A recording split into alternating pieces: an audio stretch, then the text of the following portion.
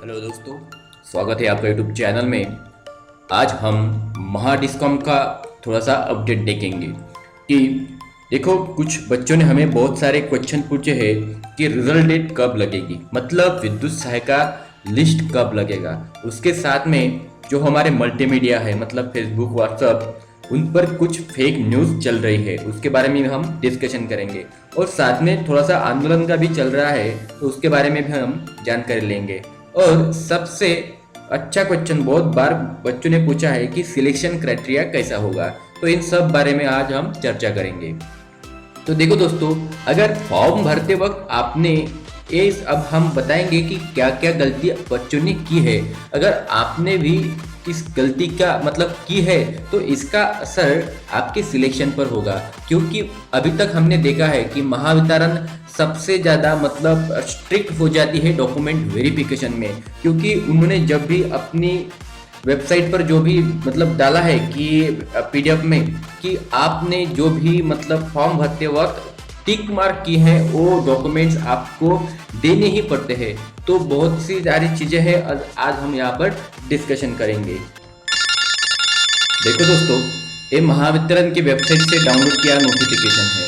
अभी हालांकि ये मराठी में है, क्योंकि महाराष्ट्र के लिए ये सब जॉब है। तो देखो क्या है, तो उन्होंने क्या बताया है, विद्युत सहायक पदाच्या भरतीचा निकाल लवकरच जाहीर करण्यात येणार आहे। मतलब जो भी विद्युत सहायक के पद है उनका जो रिजल्ट है बहुत जल्दी ही लगाया जाएगा, लेकिन उन्होंने यहाँ पर कोई भी किसी तरह की डेट दी नहीं है।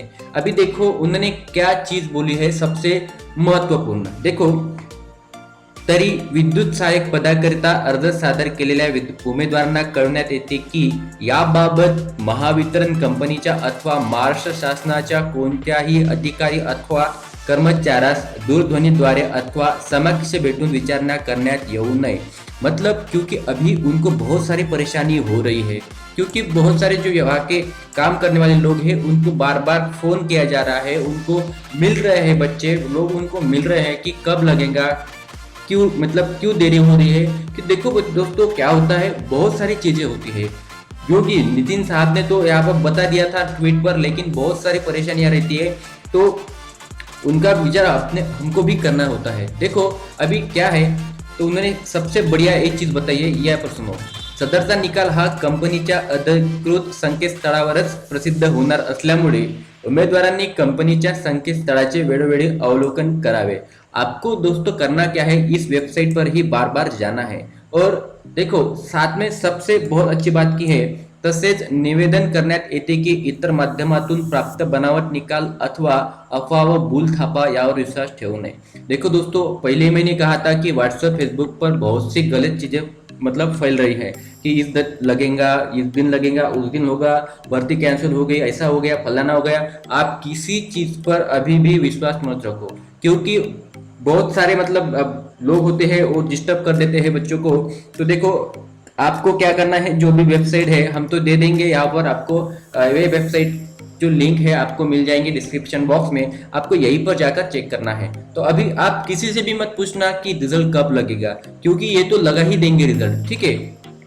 देखो अब सबसे अच्छी बात दूसरी वाली, तो सिलेक्शन क्राइटेरिया, मतलब आपको फॉर्म भरते वक्त क्या मतलब आपने गलती की है। तो देखो दोस्तों, अभी हमने देखा है हमारे कमेंट बॉक्स में, तो बच्चों ने बहुत सारी गलती कहा करी है।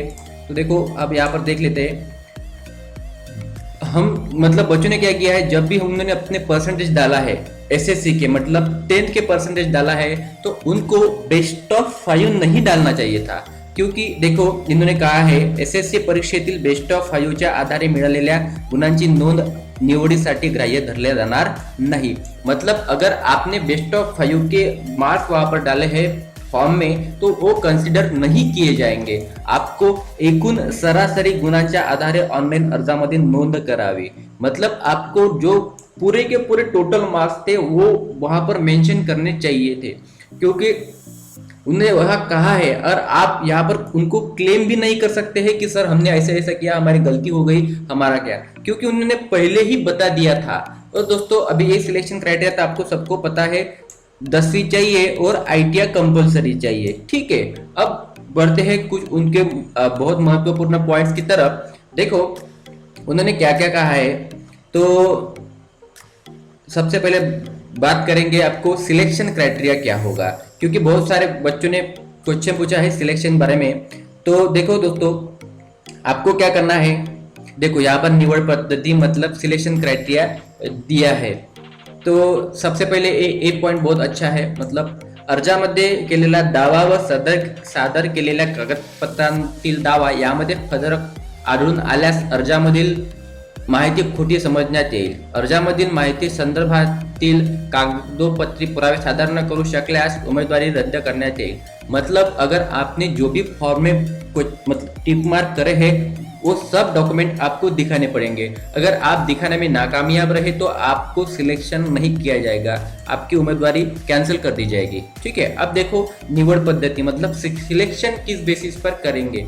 तो देखो उमेदवारांनी अर्जामध्ये दर्शवलेल्या मतलब जो भी है आपने 10th के मार्क्स यहाँ पर जो डाले हैं उसकी एकूण सरासरी गुणांच्या मतलब जो भी टोटल मार्क्स है आपके जितने भी सब्जेक्ट होंगे उन पर आपका सिलेक्शन हो जाएगा। देखो ठीक है, और दूसरा क्राइटेरिया देखो पदांची उपलब्ध संख्या। ठीक है, मतलब कितने पोस्ट है उस पर भी डिपेंड करेगा 10th के सरासरी गुण और कितने उपलब्ध पद है, और समांतर आरक्षण विचारात घेऊन और आरक्षण का भी मतलब ध्यान में लिया जाएगा। ये तीन चीजें हैं, इन तीन चीजों पर क्या लगेंगी आपकी लिस्ट लगेंगी, और आप उनको एक कह भी नहीं सकते कि सर ये कंसिडर करो वो कंसिडर करो फलाना करो फलाना करो, ये हो ही नहीं सकता क्योंकि इन्होंने पहले से ही अपना क्राइटेरिया यहाँ पर बता दिया है। तो आप बोलेंगे कि सर आईटीआई के मार्क्स पर सिलेक्शन करो, तो नहीं, ऐसा नहीं हो सकता। आप चाहे याचिका दाखिल कर लो, आंदोलन कर लो, कुछ भी कर लो, ये नहीं होगा क्योंकि उन्होंने यहाँ पर सबसे पहले यही बात बताई है कि सिलेक्शन कैसा होगा। ठीक है, अगर आपको करना था तो पहले ही करना चाहिए था, अभी अभी तो कुछ हो नहीं सकता।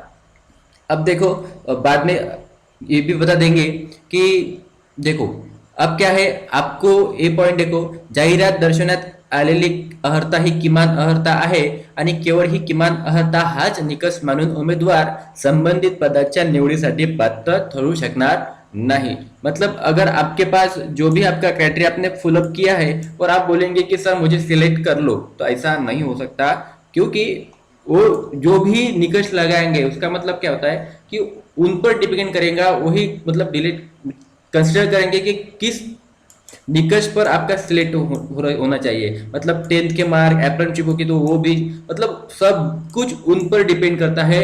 ये आप अब कितने भी बोलेंगे तो भी ये नहीं हो सकता, मतलब इसमें चेंजेस नहीं हो सकते। तो देखो अभी कुछ इम्पॉर्टंट पॉइंट लिख लेते हैं।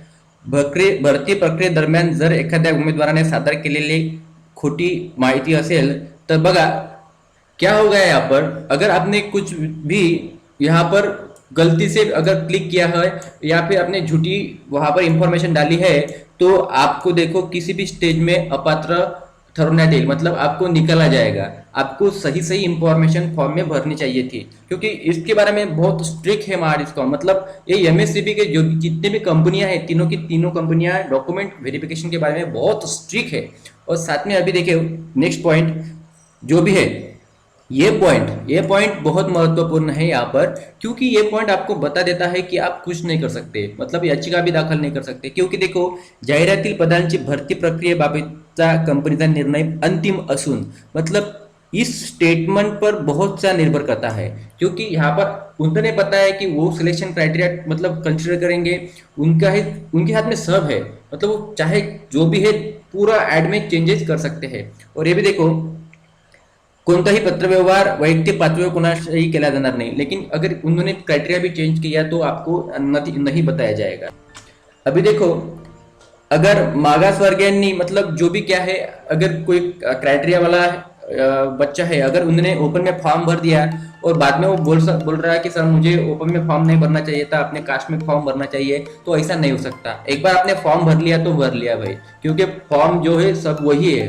ठीक है, उसके बाद में देखेंगे जाहिरात बदल करने के बाद काही भागात बघ देखो क्या बोल रहे हैं यहाँ पर, वो भी ऐड है उसमें हम मतलब जो भी अगर चेंजेस है तो सब उनके पास है, उसका जो भी हक है ठीक है, उनके पास राइट है, वो भी पूरे के पूरे अपने पास ये जो भी चेंजेस करना है उनको, और ये आपको नहीं बताया जाएगा। देखो उम्मीदवार कड़विला जाना नहीं, मतलब आपको नहीं बताया जाएगा क्योंकि जो भी चेंजेस की है वो, ठीक है। और देखो ये मयोरीचा मतलब आपने अगर ये जो भी उसकी अर्हता है अगर ये आपके पास नहीं है, आपके पास वो एजुकेशन नहीं है, तो आपको कहीं से पर भी मतलब निकला जाएगा। आपका सिलेक्शन लिस्ट में नाम भी आ गया तो भी आपको निकला जा सकता है। अगर आपके पास डॉक्यूमेंट नहीं है, आपका क्राइटेरिया नहीं है, आपने डॉक्यूमेंट वेरिफिकेशन में गलती की है, आपने फॉर्म में गलती की है, इस तरह की चीज़ों पर आपने मतलब अगर आप पर कार्रवाई हो सकती है। तो देखो दोस्तों बहुत सारी चीज़ें कंपनी में बताई है। अब बात करते हैं आंदोलन की।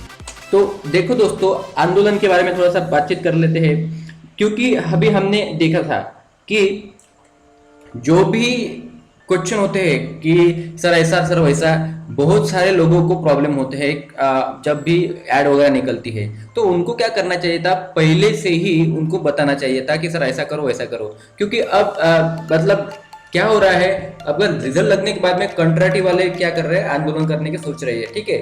तो देखो मैंने कहा था कि मतलब सब भी जो भी अधिकार है वो कंपनी के पास है, वो सिलेक्शन क्राइटेरिया उनका होगा। तो जो भी कंट्राटी है उनको क्या करना चाहिए था, ये फॉर्म भरना चाहिए था, ठीक है। तो उनको मतलब फॉर्म भर के इसमें सिलेक्शन लिस्ट में अपना नाम देके सिलेक्ट होना चाहिए था। अगर ऐसा है तो कंपनी अलाउ करेंगी, अगर नहीं है तो कैसा ले सकती है, बराबर। क्योंकि अगर उन्होंने कंट्राटी वाले को ले लिया तो बाकी के बच्चों का क्या हो जाएगा, नुकसान हो जाएगा। तो ऐसा कुछ नहीं होगा, बराबर है।